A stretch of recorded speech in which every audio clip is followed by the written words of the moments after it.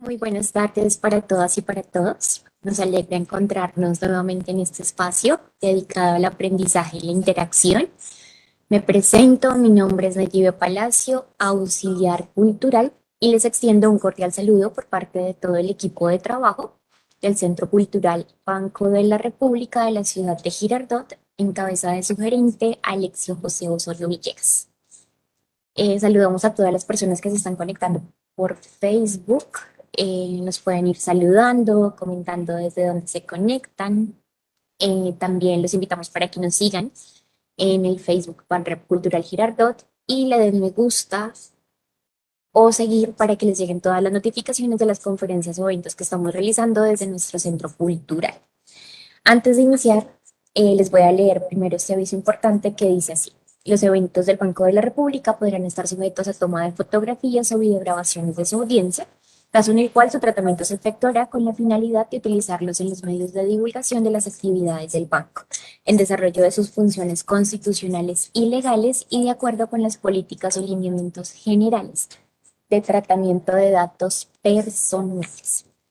Bueno, en la tarde de hoy tenemos una conferencia que se llama Las luchas sociales y los ríos. Esta conferencia trata sobre una disertación relacionada con la reconstrucción de la historia de las luchas populares en el departamento del Tolima, con base en información recolectada de las comunidades y sus representaciones murales, musicales, cuentos, relatos y diferentes formas de representar.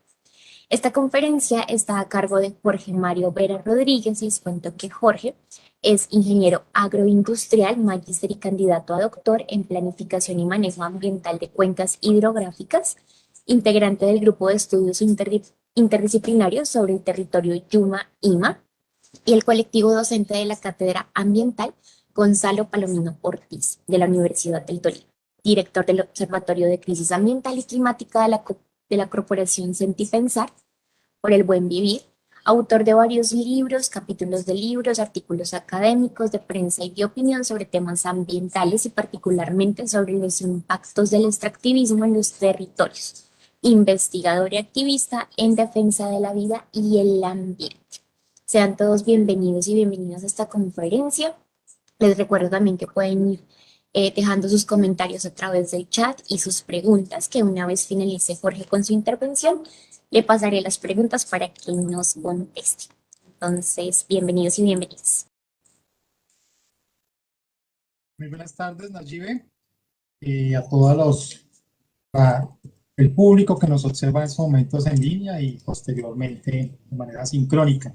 Agradecer al área cultural del Banco de la República Seccional Girardot por esta invitación para compartir estas disertaciones alrededor de lo que ha sido nuestro trabajo de investigación durante los últimos 6 años y es uno de los componentes de mi tesis de investigación doctoral relacionado con los conflictos por el agua en Colombia y su relación con los procesos de ordenación de cuencas hidrográficas. Voy a compartir pantalla para efectos de la presentación, una serie de imágenes con las que quiero acompañar la presentación que voy a hacer. Hubiera querido compartir algunos videoclips y algo de música, pero pues por temas de las restricciones que tiene YouTube para el uso de imágenes y de visuales y de sonidos, de música, pues eso no fue posible. Entonces, podrían escribirme por el interno para hacer posteriormente, compartir algunos enlaces y algunos materiales que pueden ser de interés para alguno de ustedes. Entonces, la disertación titula Los movimientos sociales y los ríos. Lugar de enunciación para abordar esto. Nosotros trabajamos el tema de los análisis de las conflictividades y las problemáticas relacionadas con el agua y los ríos, pues como esas estructuras vivas a través de los cuales se configuran espacio-tiempos en los que se entretejen lo humano y lo no humano.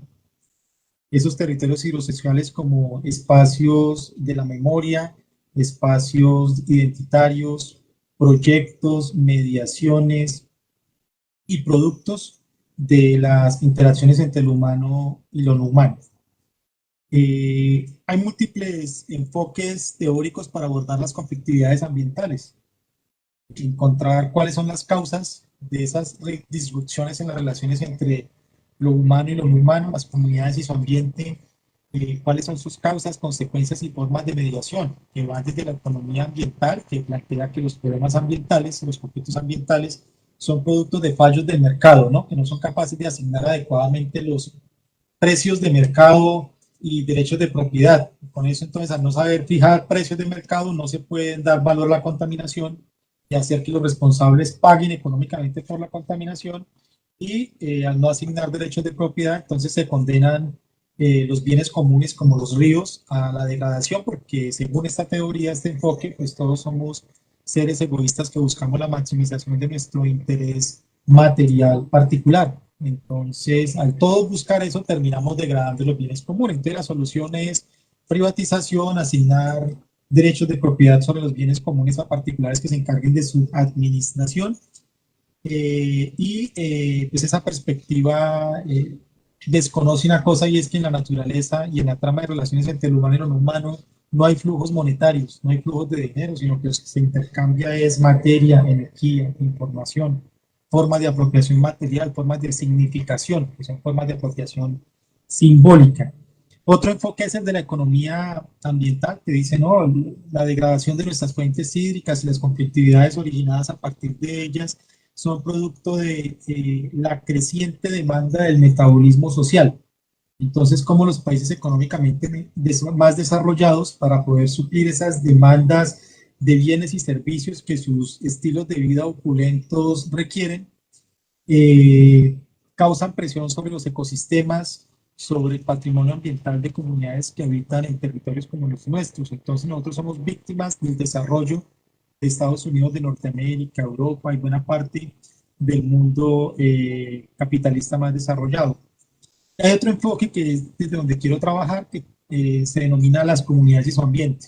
Un enfoque que tiene algunos autores como Fulci, por ejemplo, que señala que los problemas y las conflictividades ambientales emergen cuando relaciones tradicionales construidas entre las comunidades y el ambiente, el territorio en el que habitan, esas dinámicas territoriales, esas dinámicas de esos territorios hidrosociales, en este caso entendiendo los ríos como territorios hidrosociales y no solamente como cuerpos de agua, son trastocados por ya sea porque alguien de la comunidad decide hacer usos que afectan el interés colectivo, que afectan ese bien común, o porque llega un actor externo a implementar algún tipo de proyecto, algún tipo de iniciativa que termina afectando esa trama de relaciones preexistentes en el territorio. Entonces, así entendidos, puede uno identificar como punto de partida la forma de las cosmovisiones a través de los relatos mágicos que están encarnados en mitos y leyendas en los cuales se relacionan la existencia de cuerpos de agua con eventos muy significativos, eventos fantásticos, ¿cierto? Que marcan la historia y por lo tanto son referentes de identidad de las comunidades. Entonces uno encuentra, por ejemplo, en las diferentes culturas a escala planetaria, por ejemplo, desde la cultura egipcia y su relación con el río Nilo, cómo construyen una deidad llamada Hapi, que era el encargado. Bueno, Egipto se constituye en un gran imperio en un terreno tremendamente adverso. La gran prosperidad que alcanzó el imperio egipcio procede de esa riqueza, de esos territorios altamente fértiles, producto de los procesos de inundación del río Nilo. Las crecidas del Nilo depositan gran cantidad de material que fertiliza las orillas del río y allí se pudo hacer una agricultura con niveles de producción de excedentes significativo que les permitió a ellos pasar de la subsistencia a la construcción de manifestaciones tecnológicas, técnicas, formas de organización social, estructuras militares, estructuras mausoleos, monumentos, etcétera, como por ejemplo las grandes pirámides, a partir de esa riqueza del río. Entonces, reconocen eso y la deidad más importante para los egipcios no era Ra, no era el dios Sol, era Hapi, el dios del Nilo. Y Hapi es representado como una figura andrógina, ¿cierto? Es hombre y mujer a la vez, tiene senos representando esa fertilidad de esas crecidas del río, El río Nilo físicamente tiene un Nilo del norte que viene de los lados de Etiopía, Sudán, y un Nilo del sur. Entonces, las crecidas del Nilo, el Happy tiene dos carras, entonces las crecidas del río Nilo son producidas por el hecho de que Happy decida vaciar una de sus carras, ya sea la de la derecha o la de la izquierda, entonces eso causa la crecida del Nilo del norte o del Nilo del sur, y entonces esas crecidas fertilizan esas valles inundables en las orillas del Nilo. Igualmente, Manco Cápac y Mama Ocllo, que son dos figuras fundamentales en la narrativa de la cosmovisión inca, ¿cierto? Ellos son enviados por el dios Inti para que sienten las bases para la construcción de ese que sería el gran imperio inca. Ellos salen del lago Titicaca y tienen la misión de entrar en interacción con estas comunidades que habitaban estos territorios entre lo que actualmente es Bolivia, Perú y el sur del Ecuador, enseñarles diversas artes, agricultura, orfebrería, de política, organización social, tejidos, toda una cantidad compartirles una cantidad de saberes que serían el pilar para la construcción de esta civilización tan destacada que fue la civilización inca. Eh, Dice la historia que Manco Cápac llevaba un báculo de oro que tenía la tarea de poner golpear las rocas por donde iba pasando, y donde se hundiera allí debía fundar la que sería la capital del imperio inca. Esto ocurrió en donde queda actualmente Cusco. Entonces Cusco es edificado en este lugar, se convierte en la capital del imperio inca hasta su caída en el siglo, a principios del siglo XVI, luego de la invasión europea a América. Aquí en Colombia, entonces encontramos referentes similares, no somos la excepción. Estoy haciendo una síntesis de muchas cosas que hemos encontrado en diversas culturas que hemos analizado alrededor de las representaciones sociales para identificar esas relaciones, esos relatos mágicos, esos mitos y leyendas que tienen un papel moralizante en los pueblos ancestrales. Aquí en Colombia encontramos, por ejemplo, el caso, algo similar a lo que pasa con Manco Cápac y Mama Ocllo, ocurre con Bochica y Bachué, quienes salen de la laguna de Iguaque. Eh, Bachué es una diosa, sale de la laguna rodeada por lagartijas y ranas. Por eso el carácter sagrado de estos dos animales para los muiscas.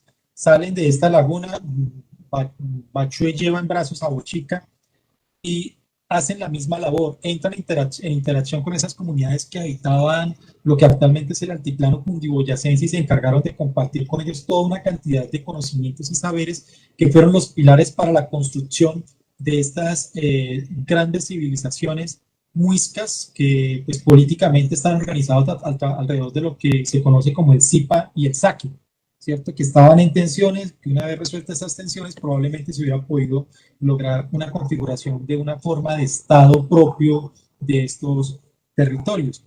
Entonces ellos salen y entran en interacción con estas comunidades, les comparten conocimientos en arquitectura, agricultura, navegación, formas de organización social y política, y todo un esquema de comportamientos, normas, reglas, ¿cierto? Toda una serie de parámetros éticos para la vida en común que les permitió a estas comunidades ser muy prósperas en el marco de unos niveles de tensión social bajos, ¿cierto? La tensión social es propia de todos los colectivos humanos, pero digamos que estas comunidades lograron configuraciones sociales que hacían que su coexistencia fuera relativamente pacífica. Ocurren dos grandes eventos. Uno tiene que ver con la inundación tremenda que se da en el altiplano cundiboyacense, la zona que actualmente es Bogotá.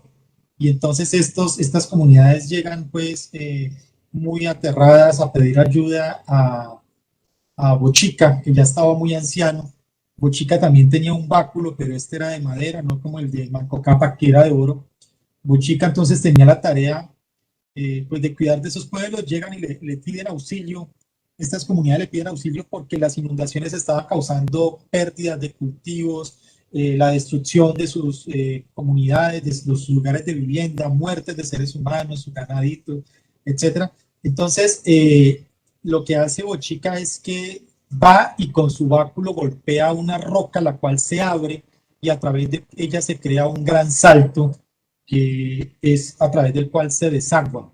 Se logra drenar estas aguas que habían inundado el altiplano cundiboyacense. Ese es el origen mítico del salto del Tequendama, el cual tenía un carácter sagrado para estas comunidades que habitaban esta zona.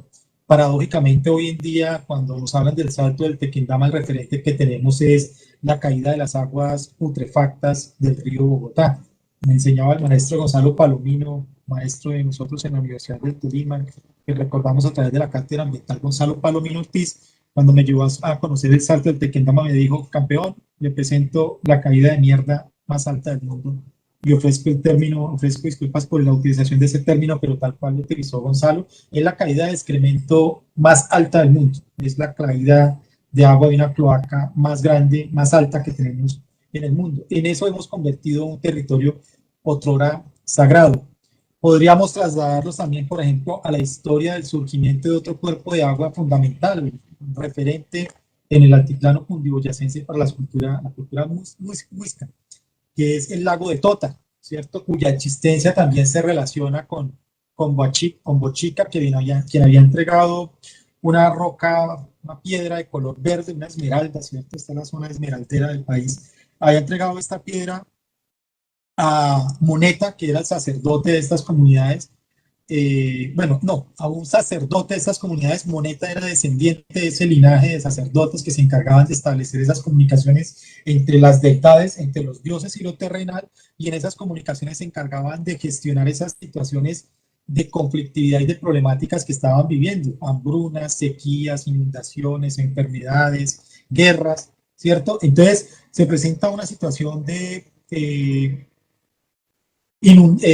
una sequía tremenda en la zona que actualmente es el lago de Tota. Ahí había unas grandes profundidades, un hueco de una profundidad enorme, y entonces piden auxilio, le piden al sacerdote Moneta que intervenga y haga algo, y entonces por indicaciones del dios Chimigagua, Moneta va y realiza un ritual de varios días junto con la comunidad a la orilla de este gran abismo. Ahí en este abismo habitaba Buciraco, el señor de los infiernos, y una serpiente negra, que era la responsable de la sequía.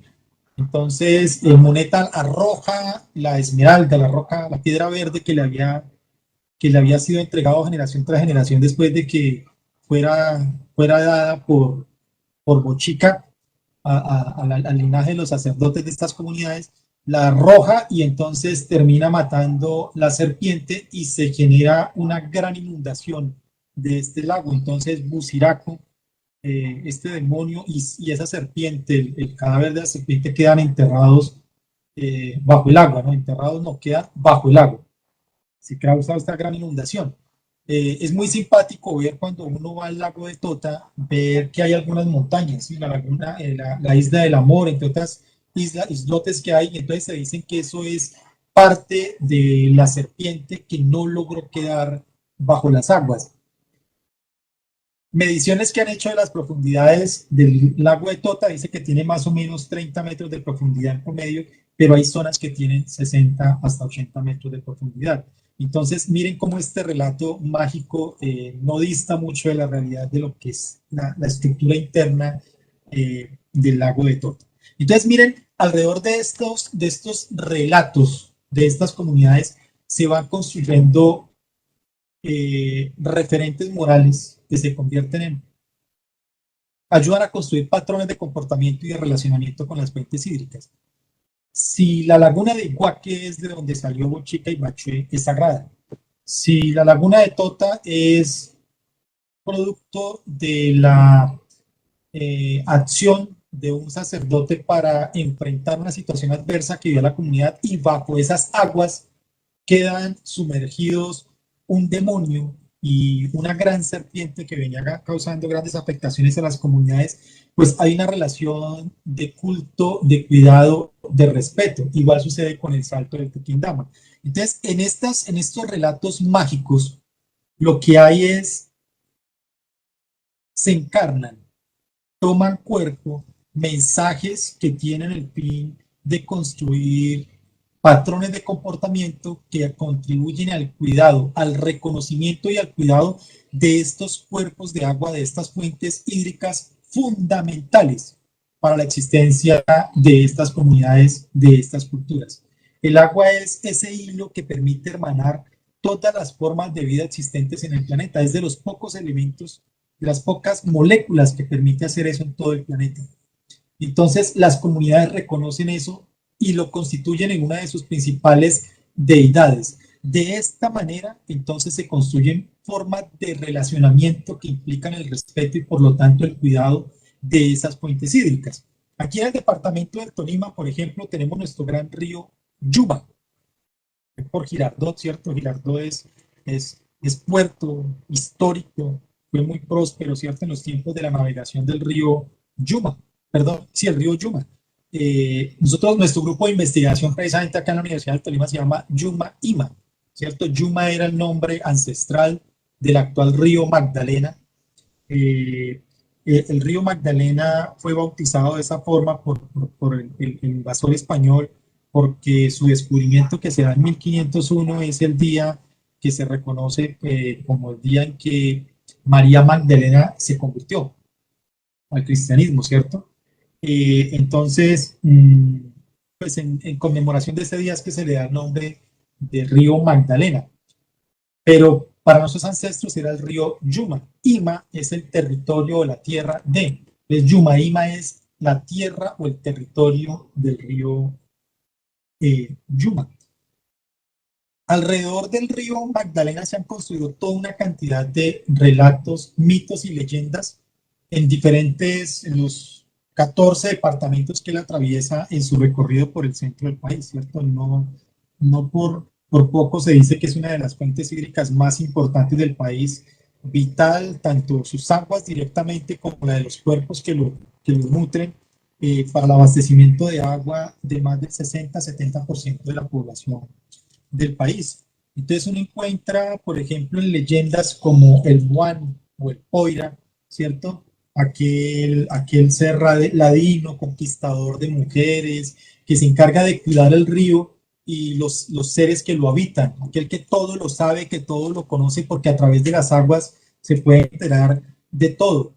Los avistamientos del Muán, se dice que la zona más propicia para verlo aquí en el departamento del Tolima es ahí cerca de la confluencia del río Saldaña, que es el tributario más grande que tiene el río Magdalena en el Alto Magdalena, en la zona del Alto Magdalena, que termina ahí más o menos sobre Honda La Dorada, luego empieza el Magdalena Medio, entre la confluencia del río Saldaña, el río Luisa, sobre el río Magdalena. Esa es la zona que dicen que es la mejor para hacer el avistamiento del muano, también conocido como Poira. El caso de la Madre de Agua, ¿cierto? Este ser mágico que surge producto de la transformación de una hija de un español, que es mona, de ojos claros, ¿cierto? Que presencia la forma como su padre tortura a un cacique indígena para que le confiesen dónde están los tesoros, los yacimientos de minerales que él está interesado en apropiarse. Ella pues pide que le perdone la vida, que no lo siga martirizando, y le perdona la vida. Ella se fuga con este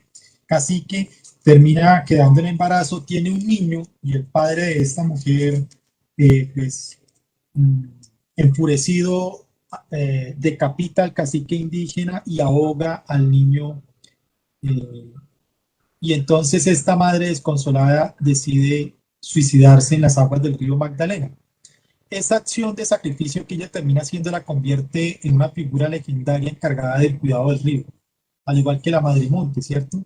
Así como la Madre Monte persigue a los que talan el bosque, a los que cazan animales, el caso de la Madre de Agua hace lo mismo con aquellos pescadores que sacrifican peces, caimanes y otras formas de vida, nutrias, por ejemplo, que van mucho más allá de lo requerido para la subsistencia. Entonces son seres mágicos, ¿cierto? Se dota de formas de encantamiento, figuras mágicas que se encargan de cuidar estos seres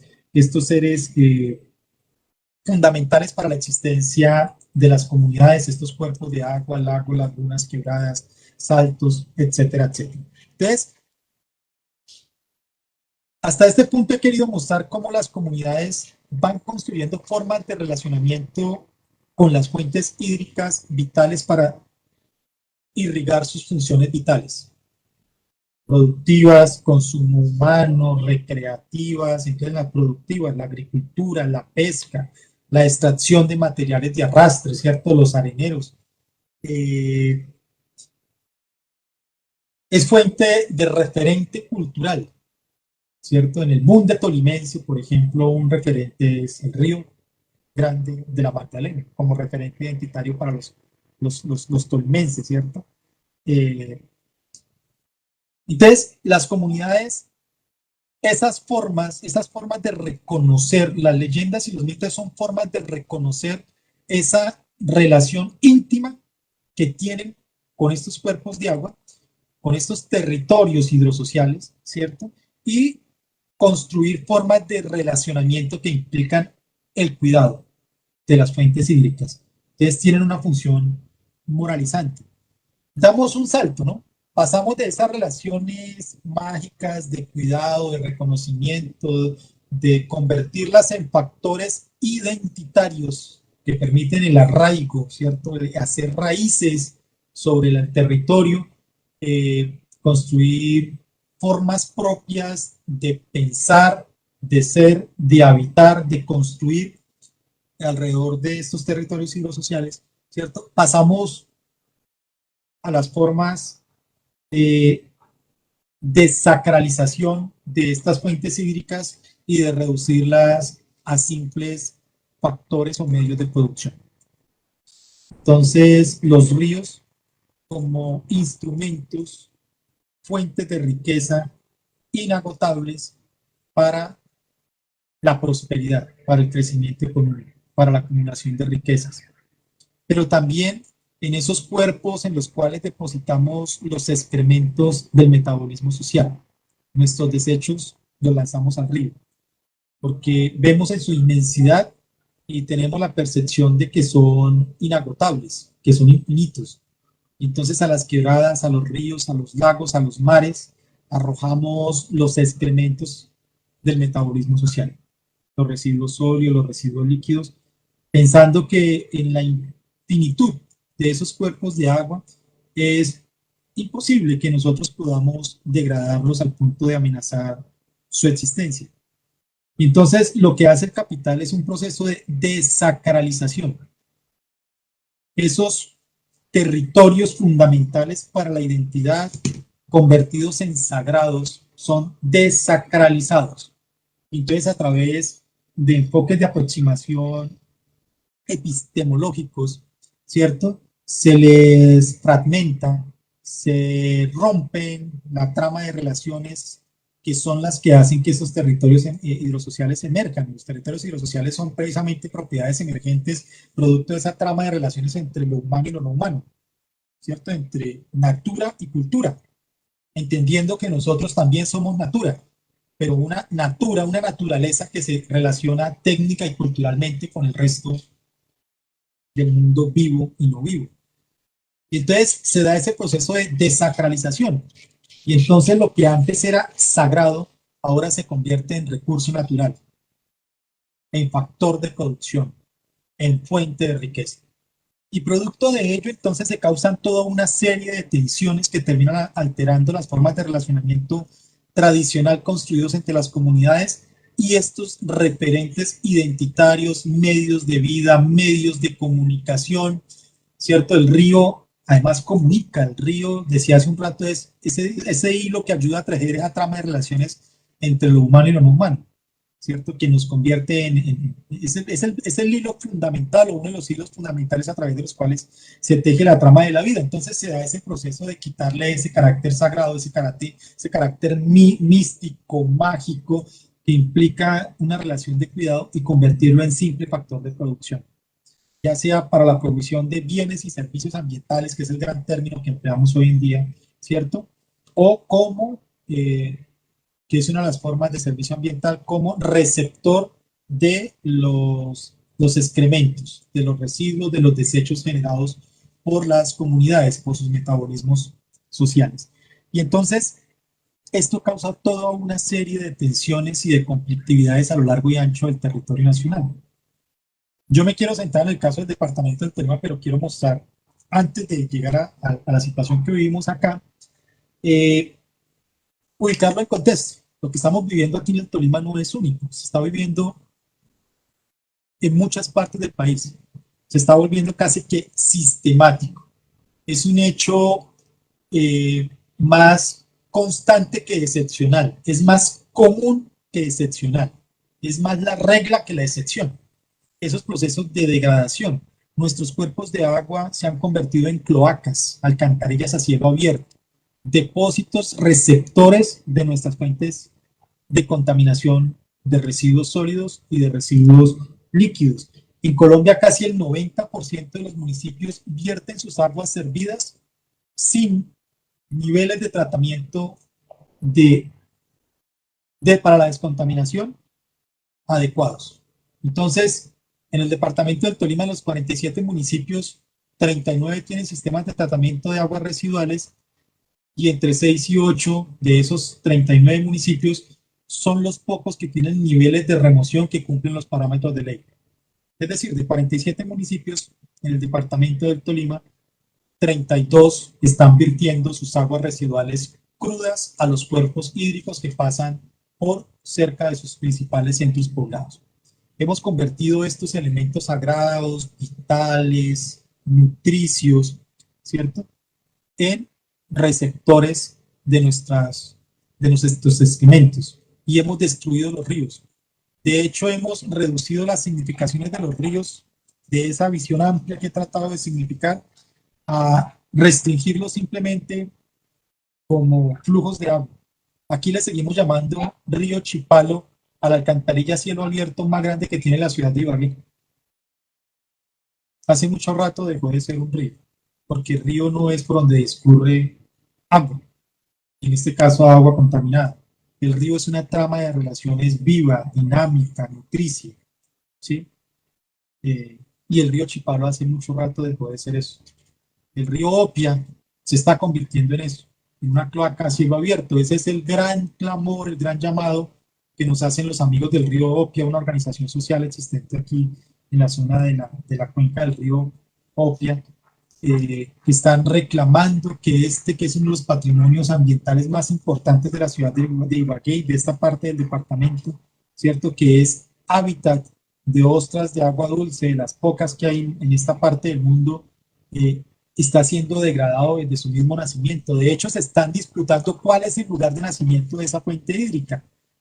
Los agricultores de los distritos de riego, no estamos hablando del pequeño campesino, sino los grandes poseedores de tierras en esta zona que hacen agricultura propia del modelo de producción de la Revolución Verde, se disputan con ellos decir, no, el río no nace allá. Lo mismo dicen algunas empresas que vierten aguas servidas en esa zona, dicen, no, el río no nace ahí, eso es un canal abierto que nosotros hicimos hace muchos años y el río nace más abajo.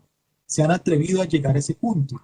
Las constructoras que vienen ampliando las ocupaciones de zonas a través de la expansión del casco urbano de Ibagué, en este caso cerca de la vía del aeropuerto, vienen destruyendo la ronda hídrica, cortando los flujos de materia y energía, las conectividades propias que le dan vida al río y que hacen que sea un río, vienen siendo cortadas, vienen siendo truncadas, ¿cierto?, producto de un modelo de ocupación territorial, decimos nosotros, ecocida. Y entonces los amigos del río Opia están haciendo ese llamado desesperado para recuperar el río de esas formas de ocupación que responden a esa reducción de eso tan multidimensional, tan rico, tan complejo como es un río, al reducirlo simplemente en fuente de riqueza, fuente de materias primas, en este caso agua para agricultura, consumo humano, entre otros, y receptor de nuestros desechos. Entonces, en Colombia encontramos casos, por ejemplo, como el conflicto por el río Ranchería, producto de la explotación minera de carbón a cielo abierto en la mina de carbón a cielo abierto más grande del mundo, el Cerrejón de La Guajira, ¿cierto? Que se ha desecado varios afluentes importantes del río Rancherías y viene desviando, a pesar de la negativa de las autoridades ambientales para autorizar ese desvío, viene desviando arroyos como el arroyo Bruno, que es un tributario importantísimo del río Rancherías. Allí las comunidades guayú vienen en unas tensiones históricas muy fuertes. Y lo que da tristeza es que eh, ante el clamor de las comunidades guayú, el discurso oficial naturaliza, culpa a la naturaleza de esas muertes por desnutrición de las comunidades indígenas. Entonces culpan a la sequía causada por el fenómeno del niño. Entonces se atrevió a decir en alguna época Juan Manuel Santos, primero que la maldita niña era el peor enemigo de su gobierno, cuando la inundación de diciembre del 2010, inicios del 2011, ¿cierto?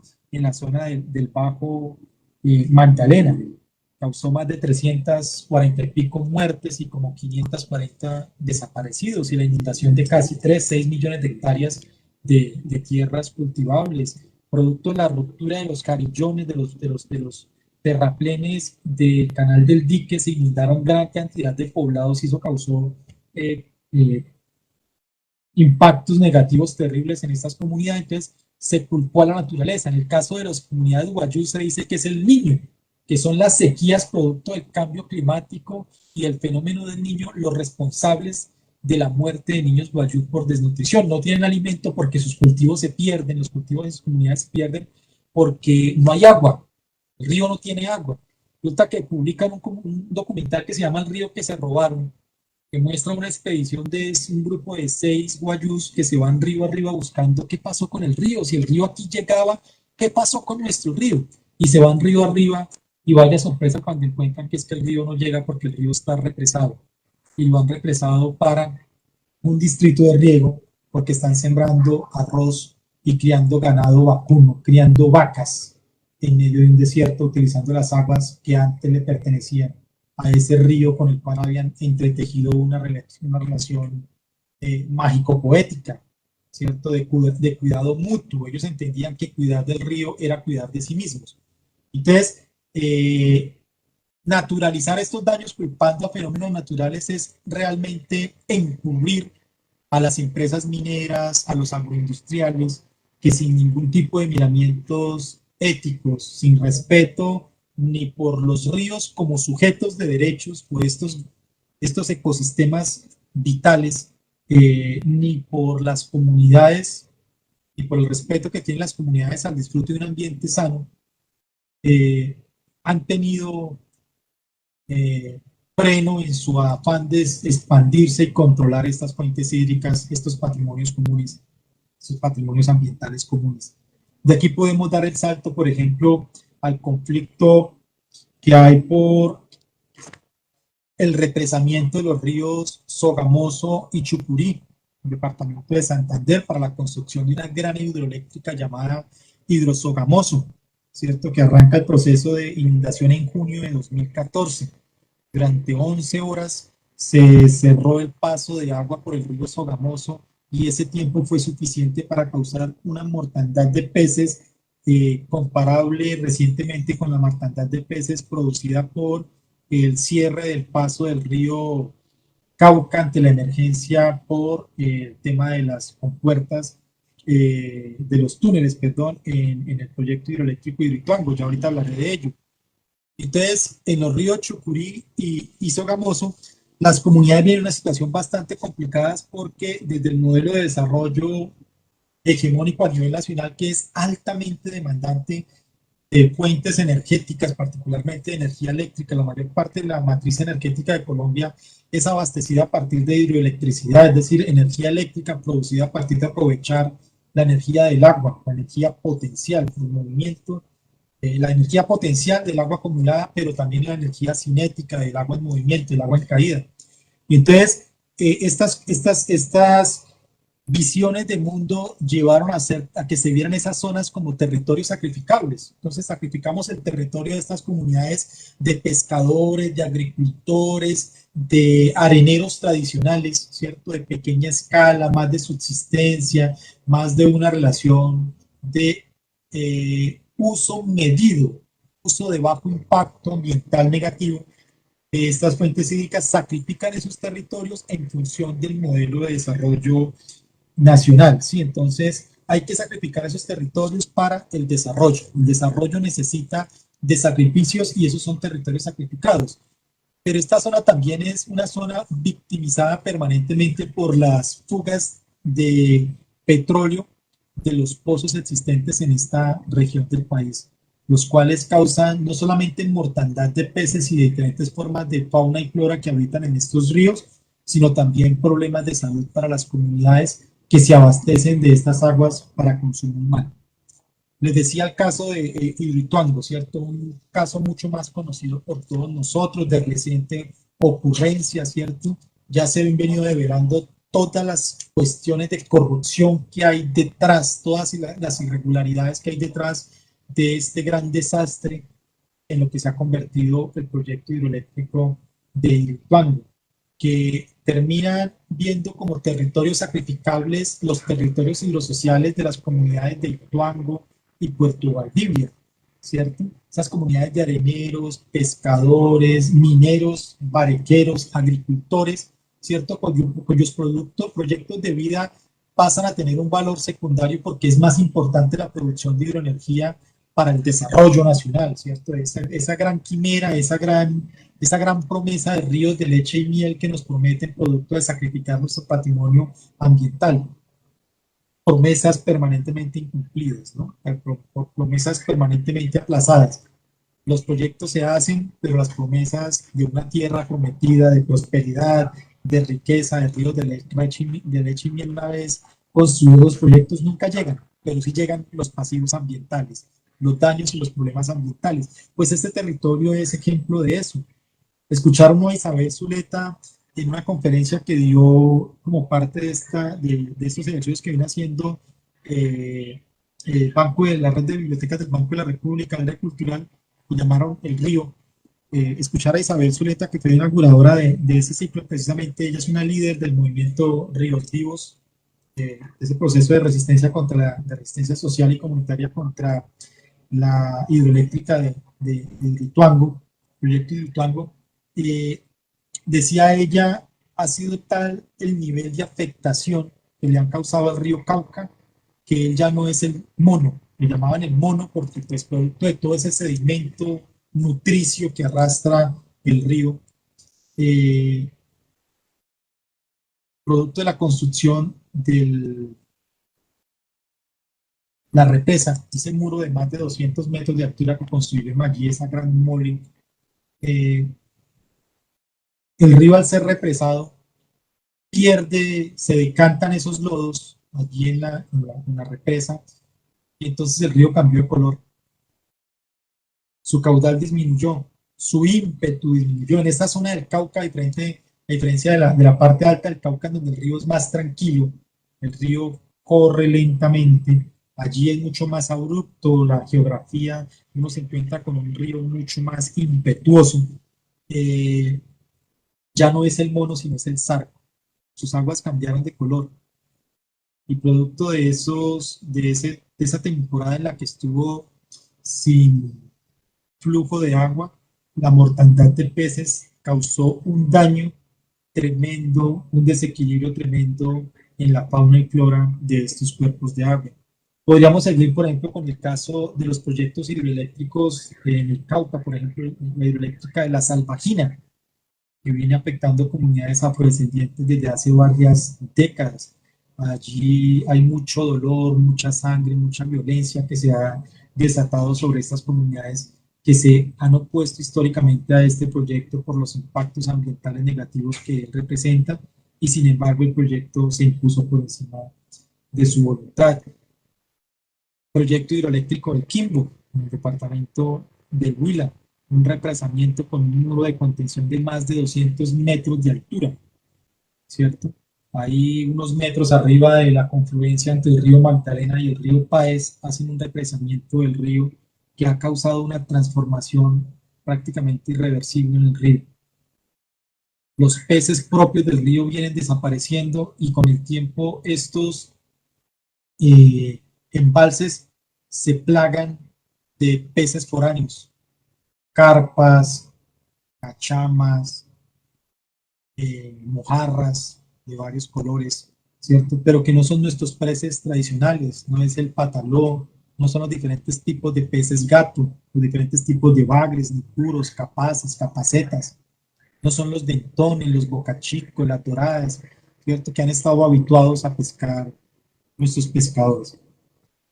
Pues frente a esas realidades, las comunidades se vienen organizando y tratan de recuperar esa visión mágica, poética, ética, moralizante, que está aún viva, que aún pervive en esos relatos mágicos por donde empecé, esos relatos que se han construido y que se han legado generación tras generación. Entonces aquí vemos un ejemplo, esta es una imagen tomada de la página de Manu Chao. El Manu tomó esta imagen de este proceso de la red Yuma.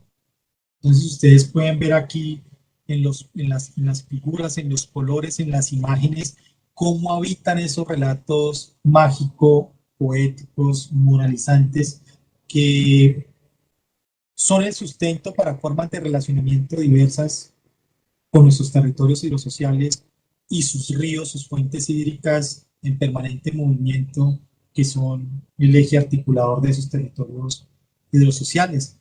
Aquí en el Tolima, por ejemplo, las dinámicas más importantes que tenemos son la movilización social alrededor de lo que se han denominado las marchas carnaval. El departamento del Tolima es la cuna de estas dinámicas, estas convocatorias. Este año hicimos la convocatoria número 12. Entonces, gracias al Comité Ambiental en Defensa de la Vida del Tolima, tengo los 12 afiches que han sido parte de las convocatorias de cada una de estas marchas carnaval. Cuando empezamos con las marchas, se han tratado de hacer cerca el viernes antes del Día de la Tierra, Día del Ambiente, perdón, el 5 de junio. Entonces, para esta ocasión, que fue la primera marcha que hicimos, fue un 3 de junio, porque el 5 era un domingo, entonces la hicimos un viernes. Y miren, se van a dar cuenta cómo en las diferentes representaciones siempre el río hace parte de estos elementos de convocatoria visual, de estos afiches, ¿cierto? Entonces, el río es reconocido, también está nuestro Nevado del Tolima, ¿cierto? Los que practicamos montañismo reconocemos que el Nevado del Tolima tiene algunos de los ascensos más difíciles que hay en Colombia. La Cara Sur, por ejemplo, es famoso por ello. Entonces, el río como compañía, como referente de estos movimientos sociales.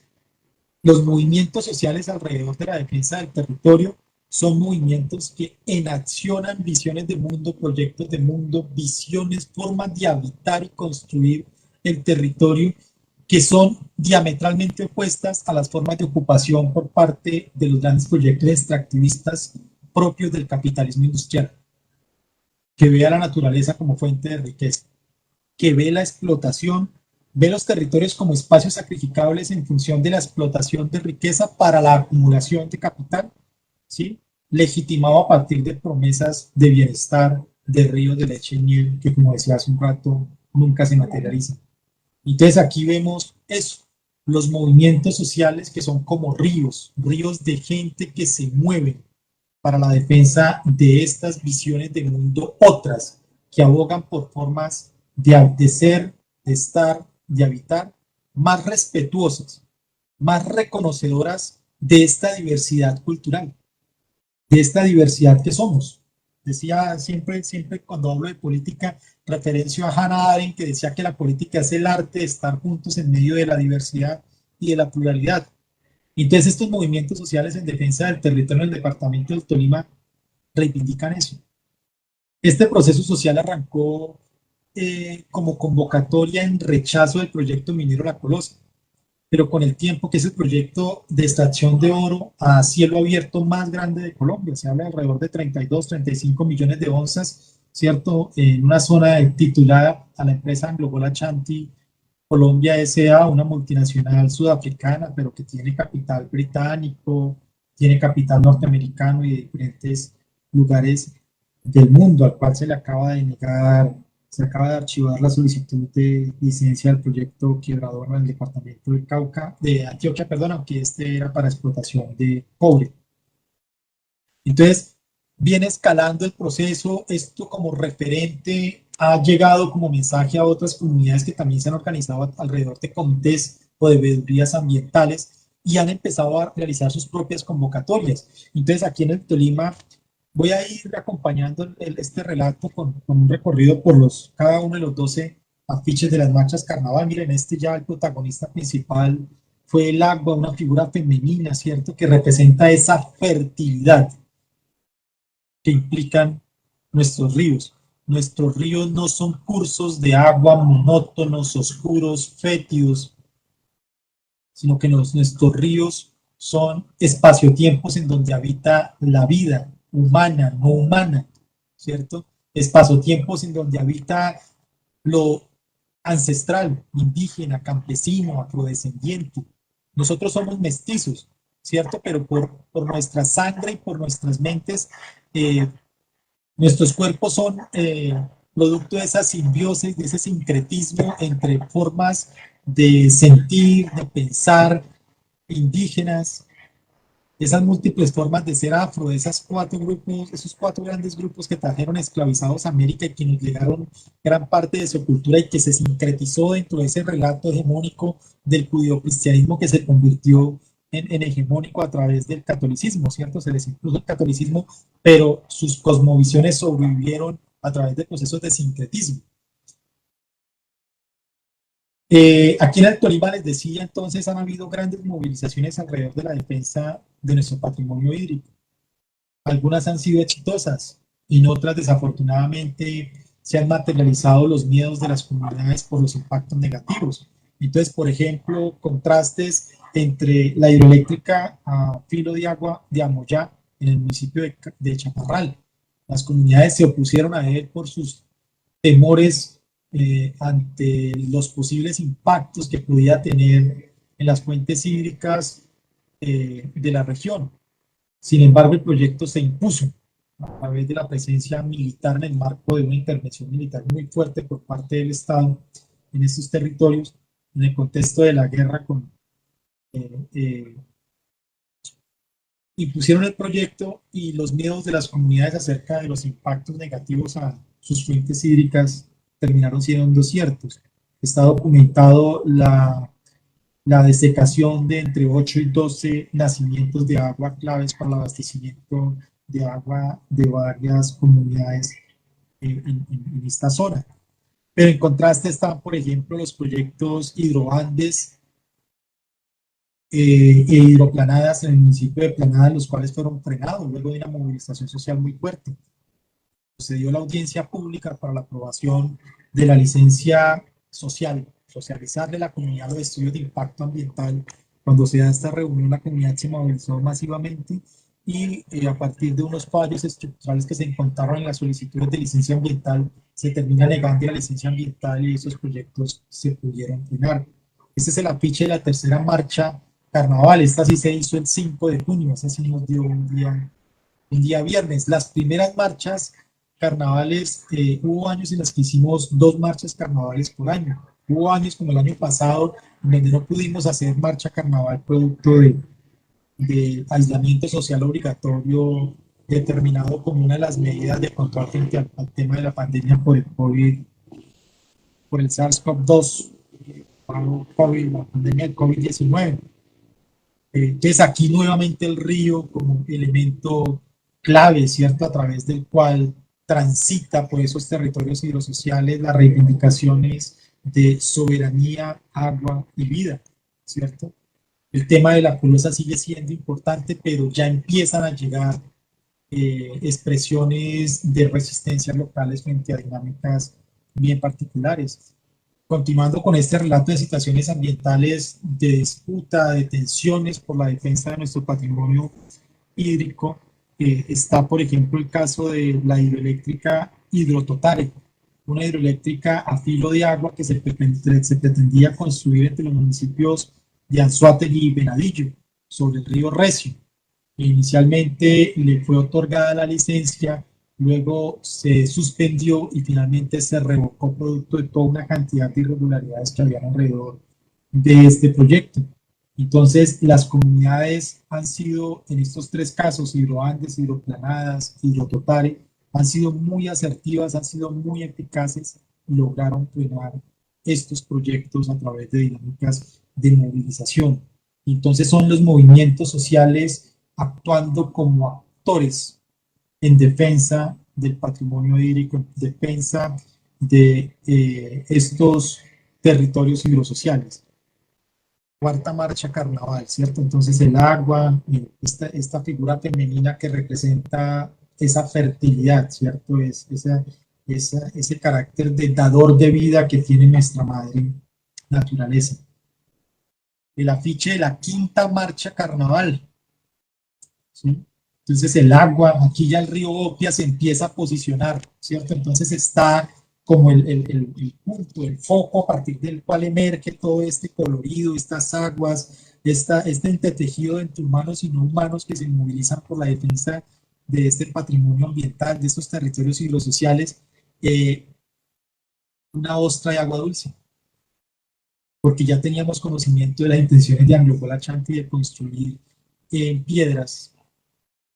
Cita nuestro río Opia, que nace aquí en Ibagué, aquí a unas 15 cuadras de donde yo vivo, ¿cierto? Pero que en el río, en el municipio de Piedras, ese río es hábitat de la ostra de agua dulce, les decía, de los pocos cuerpos de agua en este lugar del mundo, en esta parte del mundo, donde hay ostras de agua dulce. En Vietnamsia hay varios, pero en esta parte del mundo son muy escasos y nuestro río Opia es uno de ellos. Entonces se reivindica ese río Opia y esta figura de la ostra, ¿cierto? A partir de la cual es el foco, a partir del cual se proyecta todo este colorido, estas formas de vida humanas y no humanas, es un referente de eso, ¿cierto?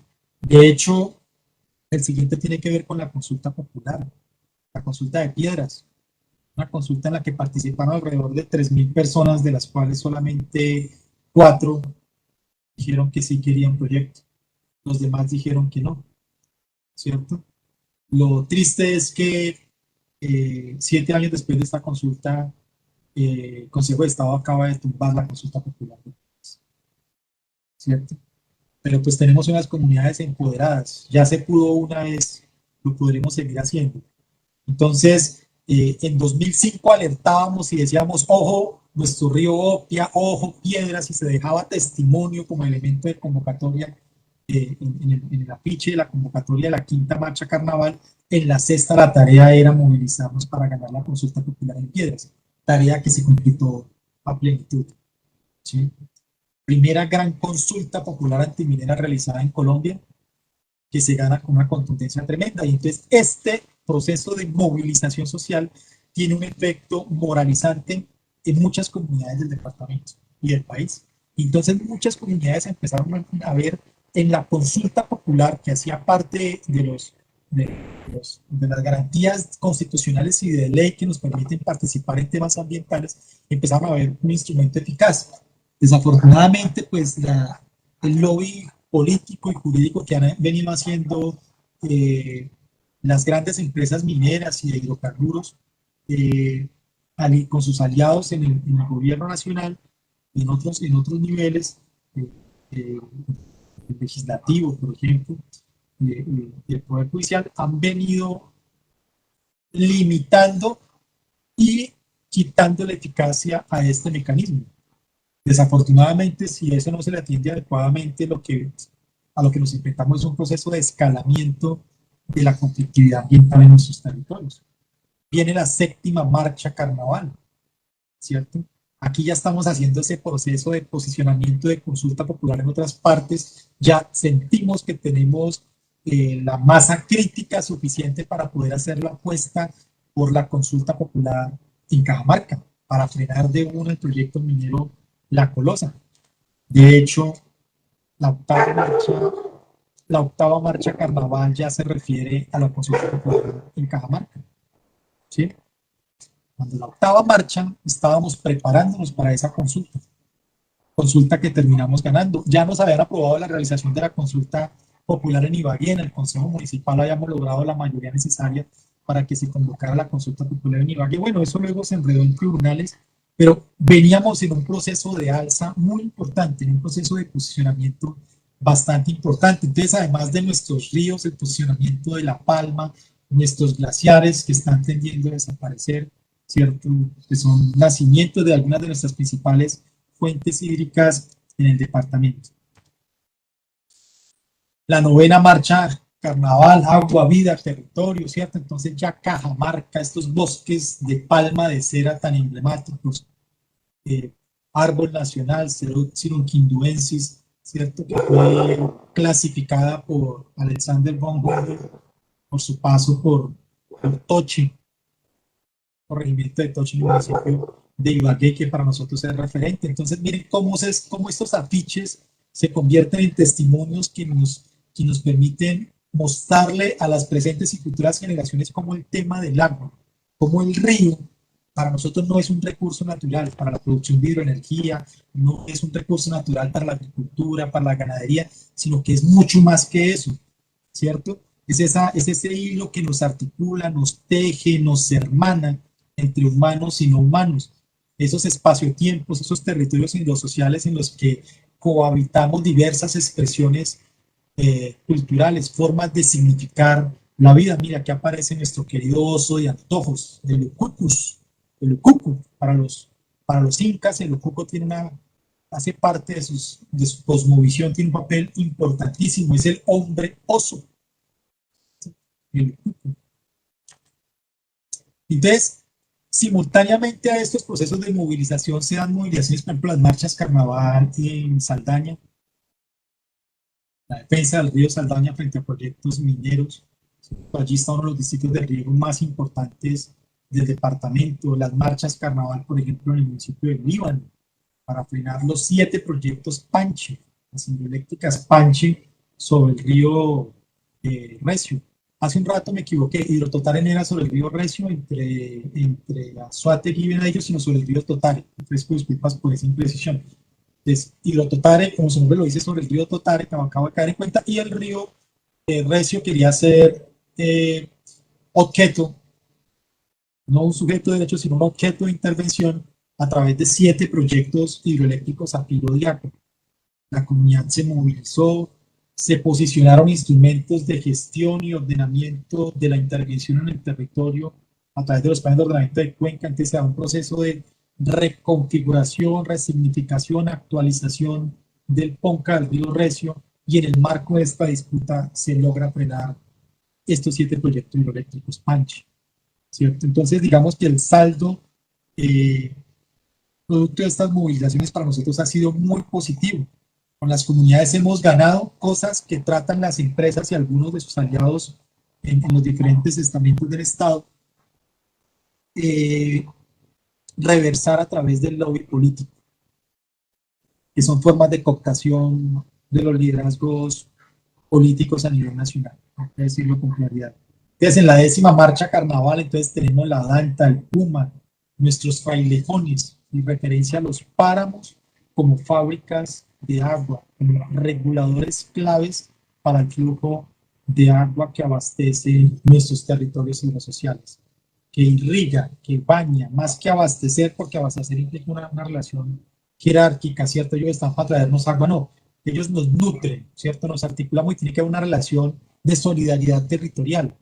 Las partes altas, al ser cuidadas, cuidan de nosotros. Entonces nosotros tenemos que cuidar de las partes altas para que ellos sigan en este proceso de solidaridad territorial, cuidando de este patrimonio común.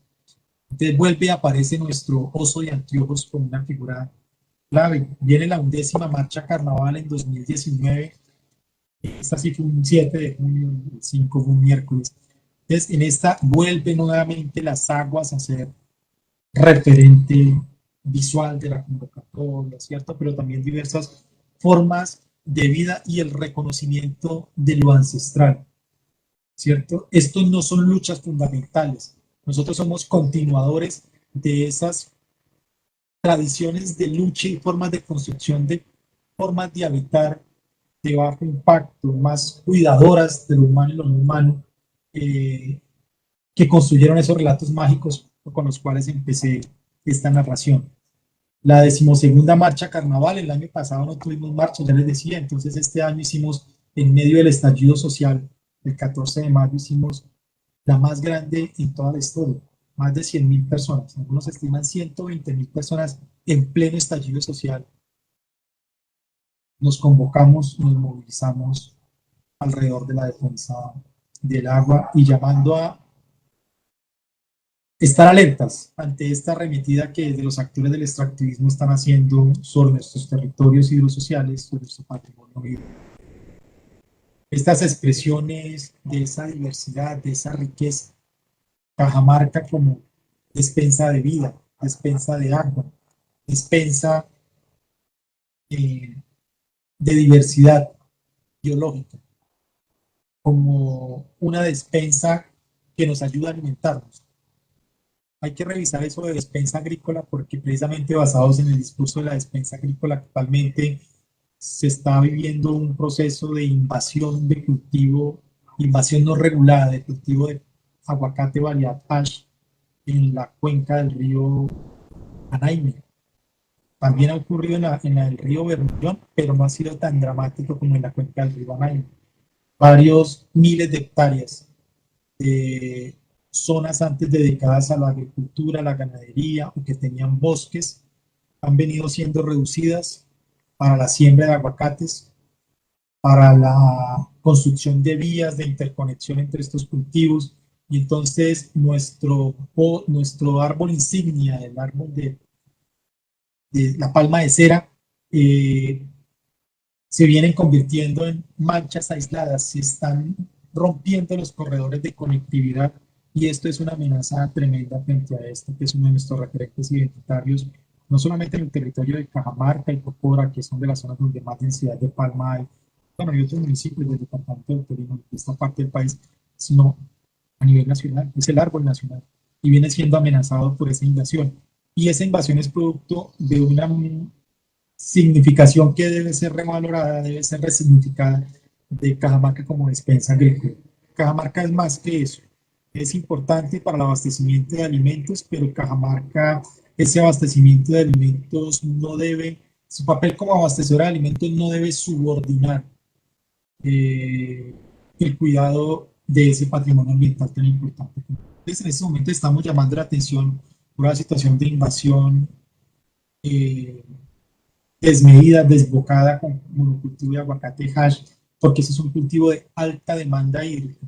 Y contrario a lo que nos vienen diciendo que eso es una zona muy lluviosa, la zona de las veredas Cajones y Potosí, en el municipio de Cajamarca, son las zonas de menos pluviosidad, es decir, donde menos llueve en toda la cuenca del río Cuello. ¿Sí? Contarle lo que nos han dicho. Entonces, este referente de la marcha carnaval que empezó aquí en Ibagué, viene siendo emulado en otras partes del departamento y en otras partes del país. Entonces aquí está el afiche de la convocatoria de la marcha carnaval en el 2018 en Antioquia. El río habló, la montaña rugió y la comunidad se levantó. Ya aquí se empezaba a dar testimonio de lo que venía pasando con el Pan. La montaña rugió. Ya había arrancado todo este drama que tuvimos que vivir alrededor del tema del fallo estructural de Ituango y que se viene convirtiendo en la amenaza tecnológica más grande existente en esta parte del país. Pero el territorio hidrosocial, además de ser referente, también es proyecto. Entonces, me llamó la atención cuando encontré esta visión Ituango 2028. Entonces, al 2028, los habitantes de Ituango en su totalidad disfrutaremos de una vida digna, libre de minería. Entonces, el río y su territorio hidrosocial como proyecto colectivo, como proyecto de vida, ¿cierto? Como proyecto de vida digna. No es la vida por la vida, no es la vida para acumular capital, sino como perspectiva de vida digna. Esto es muy interesante y lo quise resaltar porque el territorio hidrosocial no es solamente mediación, no es solamente producto, no es solamente un referente identitario, sino que también es un proyecto colectivo. Eso es la diversidad, la multidimensionalidad. Para cerrar, entonces, esta imagen del río, de la desembocadura del río Coello sobre el río Magdalena. Por este costado derecho llegan las aguas del río Coello, uno de los ríos más importantes de esta parte del departamento. Abastece, entre otros, los acueductos de Ibagué, Cajamarca, Coello, Espinal.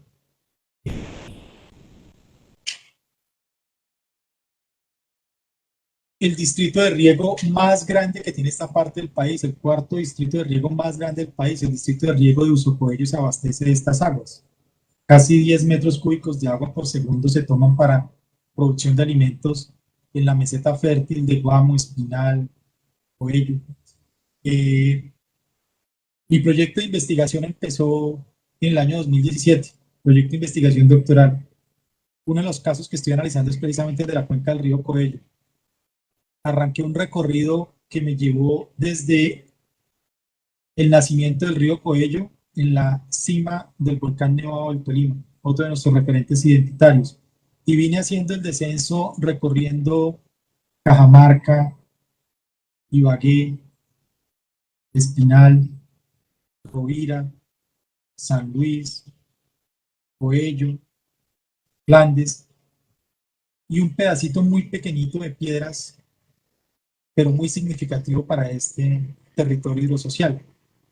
La semana pasada culminé el recorrido de campo llegando a esta desembocadura y coincidió con un día de una crecida espectacular del río. Normalmente no es así, normalmente estos son unos playones tremendos que evidencian los impactos que ha dejado la minería de material arrastre en el río. El cauce del río viene siendo fuertemente afectado producto de estas intervenciones desmedidas sobre este territorio social. Con esta imagen quería cerrar la charla porque para mí fue muy conmovedor completar este recorrido y a lo largo y ancho de él identificar cómo se entretejen diversas formas de vida, diversas formas de ser, de habitar, de significar la vida y el territorio desde las zonas de eh, glaciar, páramo, subpáramo, bosque altoandino, etcétera, etcétera, etcétera, hasta llegar a la desembocadura del río. Fue en verdad muy conmovedor encontrar muchísimas personas con las que compartimos ese respeto, esa preocupación por el futuro de este, que es uno de nuestros patrimonios ambientales más importantes, y se pudieron tejer relaciones muy bonitas, ¿no? Mi proyecto logra beber de esas sabidurías, de esas experiencias de estas comunidades y era con lo que quería cerrar. Muchísimas gracias por la invitación. Gracias a ti, Jorge. Te voy a leer algunos de los comentarios que nos hicieron a través de Facebook. Espérame. Bueno, nos saluda Carlos Lina, Jessy Toncel, saludos desde el Espinal, Sofía Mora. Nos dicen por acá qué importante la cosmovisión que tenían nuestros indígenas en torno al río. Nos dicen por acá, el río inicia en nuestra casa, inicia en los desagües y en el baño, ahí es donde inicia el río. Nos comentaban también por acá, de pronto cuando tú mencionabas el tema del agua, generando un problema de salud en las comunidades aledañas. Nos mencionan. Y por acá tenemos una pregunta. Si el río inicia en nuestras casas, espérame, se ve afectado también por los químicos, aceites y demás cosas que derramamos en las tuberías. ¿Qué tanto afecta es eso que se debe hacer y que se debe hacer para bajar el impacto ambiental? Ya no, yo tengo que disentir de eso. No, el río no nace en nuestras casas. Nosotros instrumentalizamos el río a través de sistemas tecnológicos llamados acueductos que traen agua a nuestras viviendas, que es un desarrollo tecnológico impresionante, ha mejorado nuestras condiciones de vida de manera significativa, pero luego cuando descargamos el sanitario, yo personalmente tengo una experiencia cuando viví en el Chocó con comunidades indígenas Cuando llegué a una comunidad indígena, yo llegué y pregunté dónde queda el sanitario. No hay sanitarios. Las necesidades fisiológicas se hacen directamente en los ríos. El río San Juan, en el río Antágueda, en el río Atrato, en el río Baudó. La gente va al río y hace sus necesidades fisiológicas, pero son ríos muy diferentes a los nuestros. Son ríos más sanos y más caudalosos. Y entonces esa materia que vertimos en el que sale de nuestros organismos se convierte, entra a ser parte del sistema. En 200 metros el sistema se ha autodepurado y ha utilizado esa materia orgánica y la ha incorporado al sistema. ¿Sí? Entonces, yo decía, al principio me costó trabajo cuando me dijeron, no, tocan el río y decía, oiga, pero ¿cómo le hacen eso al río? Me parece increíble. Pero cuando regresé y utilicé el baño en mi apartamento y lo descargué, me puse a pensar como en la canción de Mi Agüita Amarilla, ¿no? ¿A dónde irá estas aguas? Y resulta que nosotros terminamos haciendo lo mismo. Nosotros vertimos nuestros excrementos en el río, pero tenemos un sistema tecnológico llamado alcantarillado que hace el trabajo sucio por nosotros. Lleva nuestros excrementos y los vierte a las fuentes hídricas lejitos donde no lo vemos y no nos huele a feo. Y entonces sentimos que no le estamos haciendo daño al río.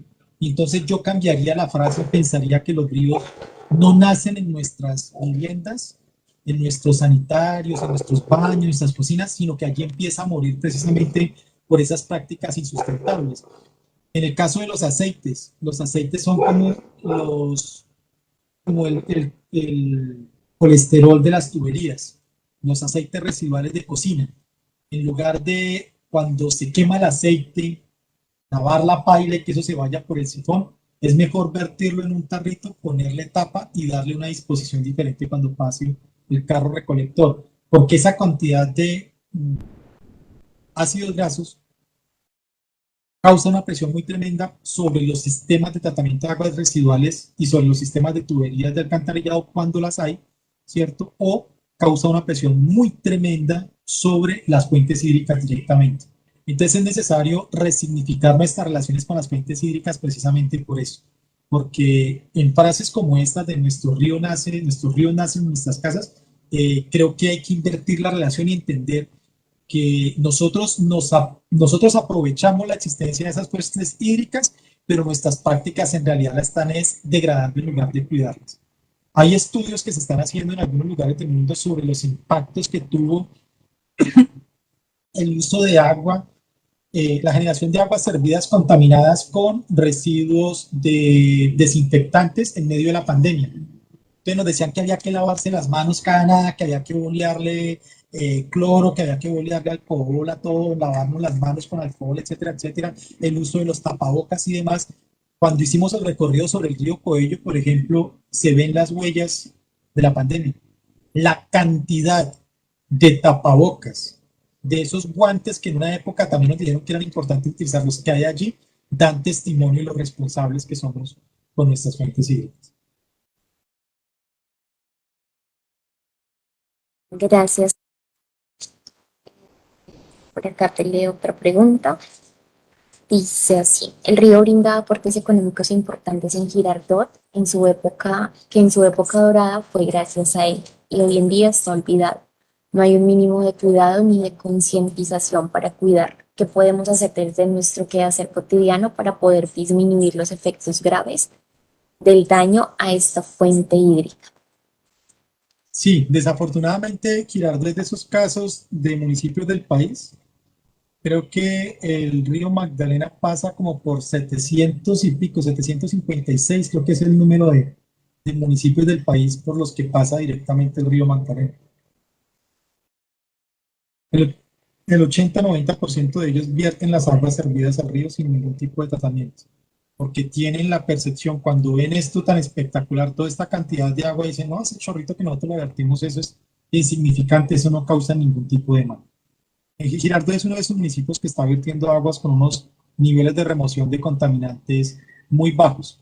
Uno lo que puede hacer es, bueno, yo no creo en el ecologismo individualizado, eso de cierre la llave, si va a ser su necesidad fisiológica, si es del uno, entonces haga varias veces antes de descargar la llave, apague la luz, utilice bicicleta, etcétera. No, yo creo más en una acción colectiva, por eso lo de movimiento social. Y la acción colectiva debe apuntar a que como comunidades asumamos nuestras responsabilidades de las residuos sólidos, líquidos y gaseosos que generamos.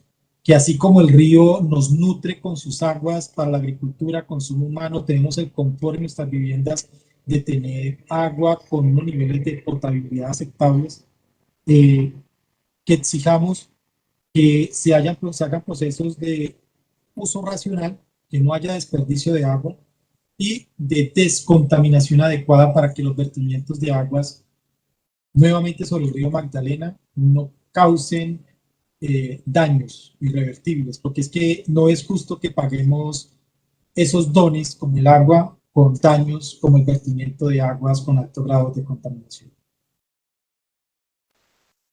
Gracias, Jorge.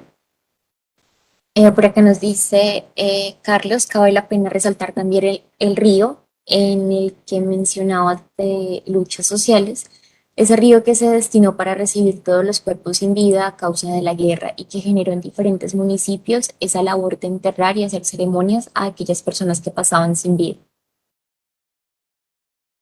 Sí, fue una de las cosas, por ejemplo, los significados de los ríos son múltiples. Entonces hay territorios en nuestro país donde la violencia se sintió de forma dramática y los ríos fueron receptores, muchas veces ni siquiera de cuerpos enteros, sino de restos humanos. Por ejemplo, el caso de las masacres de Trujillo en el departamento del Valle, el río Cauca fue receptor de sus cuerpos, el río Atrato en el departamento del Chocó, el río Iró, el río San Pablo también en el departamento del Chocó, el río San Juan. El río Magdalena también ha sido receptor de cuerpos. Hablan de, por ejemplo, bueno, en este caso no, hablan de alrededor de 400 cuerpos que hay en el cementerio de Puerto Triunfo, que fueron recuperados, NNs que fueron recuperados del río Magdalena. Personas que eran asesinadas y lanzadas al río Magdalena, y entonces los mismos pobladores recuperaban los cuerpos y los enterraban en el cementerio de Puerto Triunfo. Allí se hablan de 400 cuerpos. Y entonces el río también ha sido víctima de nuestro conflicto armado, ¿sí? Y también se ha convertido en el camposanto al cual se han vertido, se han lanzado cuerpos de muchos seres humanos que han sido sacrificados en medio de esta guerra fratricida que completa ya varias generaciones. Gracias, Jorge. Por acá nos dicen, en Flandes el Colegio María Auxiliadora todos los años celebra el Carnaval por el agua, la vida y la cultura del río Magdalena, el cual busca por medio del arte y el folclore fortalecer espacios culturales en torno al río. Excelente, ese tipo de iniciativas son claves. Por ahí mencioné en una parte muy especialmente el proceso de defensores del río Opia. Ellos acaban de hacer el primer festival del río Opia, ¿sí? Porque una de las cosas que ellos están haciendo en primera instancia es mostrarnos a Ibagué que el río Opia existe. Con el río Opia nos pasa como el volcán Cerro Machín. El volcán Cerro Machín, la gente no sabía que teníamos el volcán, uno de los dos volcanes más explosivos del mundo, el segundo, de hecho, después del volcán Pinatubo en, se me olvidó el nombre, en Filipinas. Mm, Aquí tenemos el río Opia. La gente habla del río Conveima, del río Chipalo, del río Alvarado, pero el río Opia no tenían ni idea. Y que nacía aquí cerca del aeropuerto, ahí al pie de Coca-Cola, incluso detrás de Industrias Aliadas, el barrio Villacafé. Han venido haciendo un ejercicio muy bonito de posicionamiento en los imaginarios, porque lo que no existe, pues no lo queremos, y si no lo queremos, pues no lo defendemos. Y entonces nos están ayudando a que entre en nuestro referente la existencia del río Opia y a posicionarlo. Y en ese proceso, el tema cultural, folclórico es clave. Entonces, el ejercicio que hace el Colegio María Auxiliadora en Flandes es fundamental. Esa es una de las rutas importantes. La marcha carnaval ha mostrado precisamente uno de sus éxitos es eso, que alrededor de la cultura, del folclore, ¿cierto? Se están recuperando estas representaciones sociales que nos ayudan a proteger este patrimonio ambiental. Entonces, muy bien por los compañeros del María Auxiliadora, los estudiantes y los docentes que vienen liderando ese proceso. Gracias, Jorge. Bueno, por acá unos últimos comentarios. Nos decían Cuando comentabas el tema de los peces, ya no hay peces, se han acabado, se han extinguido. Y cuando empezaste a mostrar los murales, muchos colores, imágenes con mucho poder y valor, qué bonitos. eh, Se ve el amor por la defensa del río. Y por acá nos dicen, la mejor manera de apoyar es ser parte del proceso. Ese es el mejor mensaje. No hay que ser observadores pasivos, hay que hacer unos ejercicios. Nosotros hacemos parte de la Escuela de la Investigación Acción Participante. Es investigación militante. Nuestra investigación sobre esta dinámica no es para producir artículos, libros y conferencias, sino para articularnos en estas luchas sociales por la defensa de nuestra casa común. Listo, Jorge, pues muchas gracias. Esos fueron todos los comentarios y preguntas. Les recordamos a las personas que se encuentran conectadas que si de pronto conocen a alguna persona que quería participar pero no pudo por temas de tiempo, una vez finalice el en vivo quedará guardado en Facebook de Banrep Cultural Girardot para que puedan replicar en sus muros y puedan compartirlo con aquellas personas. Muchas gracias, Jorge, por este espacio. No, a ustedes muchísimas gracias, Nayibe, por intermedio tuyo, un saludo, un agradecimiento al equipo del área cultural del Banco de la República Seccional Girardot. Por aquí, con gusto, a la orden y felicitaciones por este tipo de espacios que ayudan a recuperar estas reflexiones históricas, culturales, colectivas alrededor de nuestro patrimonio hídrico, nuestros territorios y sociales. Muchas gracias a todos y todas. Que tengan una feliz noche.